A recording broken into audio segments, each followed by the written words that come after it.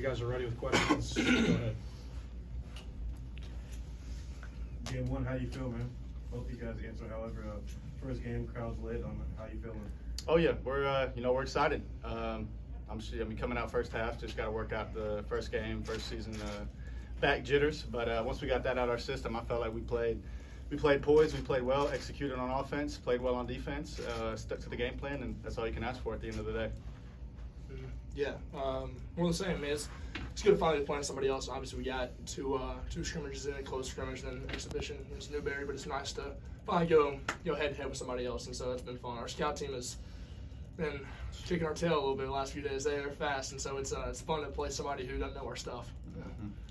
PJ came out in the second half firing. Alex mentioned just kind of had to get the jitters out for everybody a little bit. Lid was on the basket, but you guys cruised in the second half offensively. Just what kind of flipped?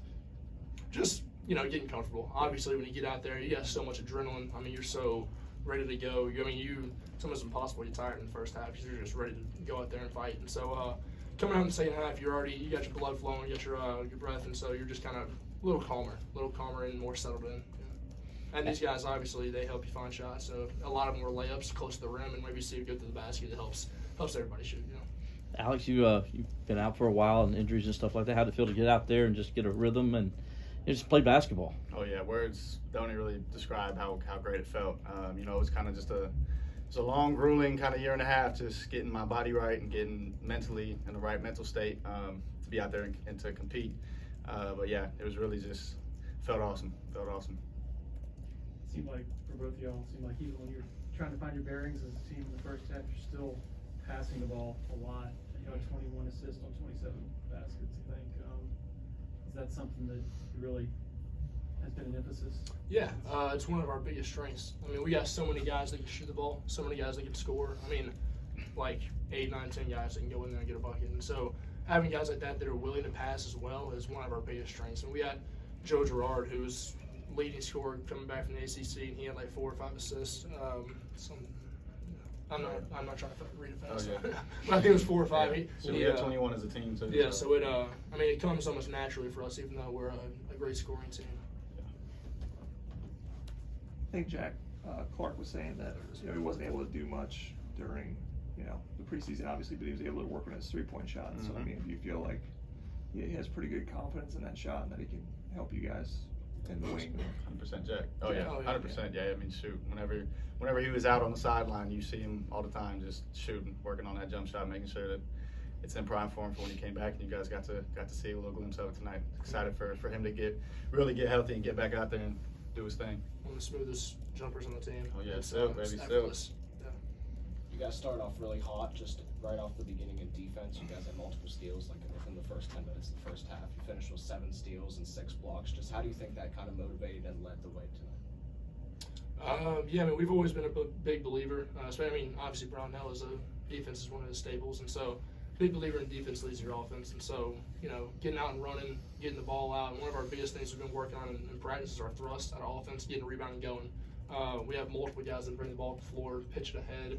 I think Alex had, I know he hit one in the first half, but 2 or 3 wide open transition threes.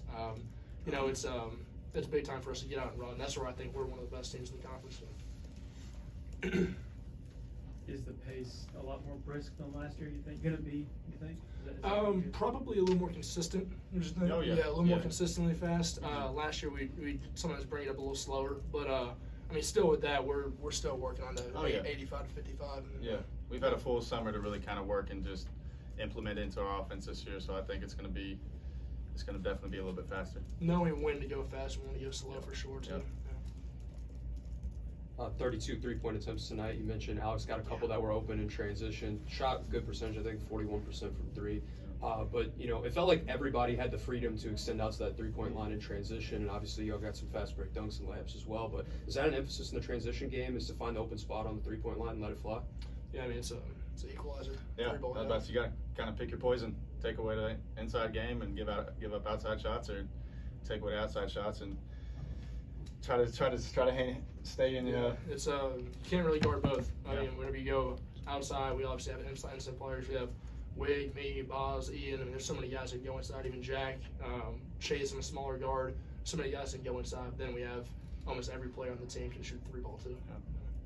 You guys talked about Jack as a shooter, but for someone who barely practiced with you guys this offseason, it feels like he fit in seamlessly. What can he provide to this team?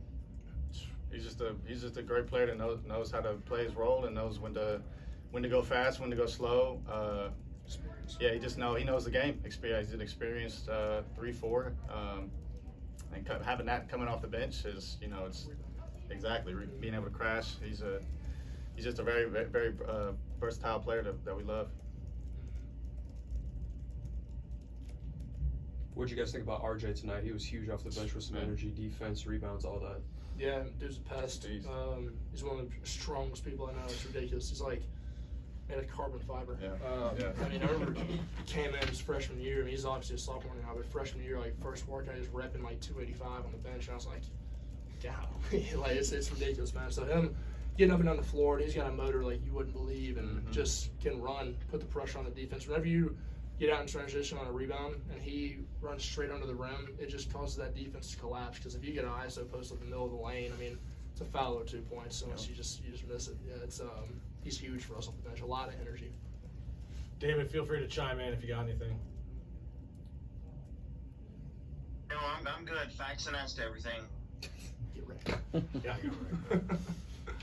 I know it's just one game, but do you guys look at the bench right now and say, man, we got a lot of different answers to whatever defenses are trying to throw at us?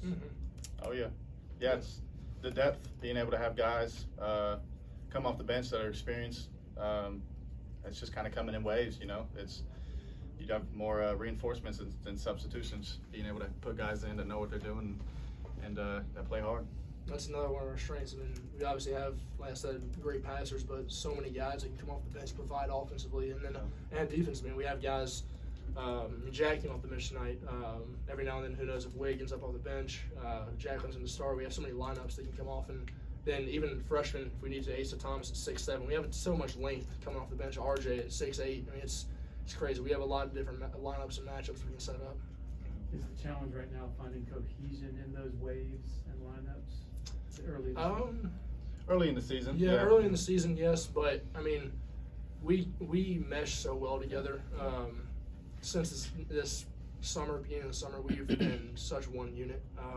Hanging out off the court, going to eat, going to movies, hanging out, watching UFC fights. A lot of guys love that. Me and a lot of guys like golf. That stuff helps us go out there and know how to play with each other, even though it's not ball. We just operate as one, and we really get along out there. And then obviously it translates to the court.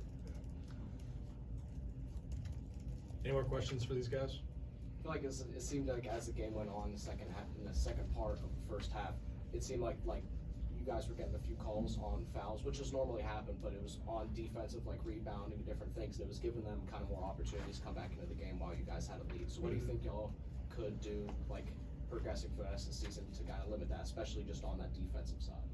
Yeah, I mean, with it being primarily on the bigs, I know I got a couple. Boz had a couple on rebounds, and then RJ might have had 1 or 2. But just making sure you're using our hips, not grabbing and stuff. Those keeping guys in games like that gives people life. And whenever they're not scoring, that's you can't give them foul shots. It's free points, especially if they're making them like they did. I mean, they shot 83% from 18 shots in the line, and a lot of those weren't on jump shots. So the biggest thing is just kind of limiting those, making sure you're not doing any dumb fouls that also will take you out of the game. All good? Cool. Appreciate it, guys. Appreciate you guys. Yes, sir.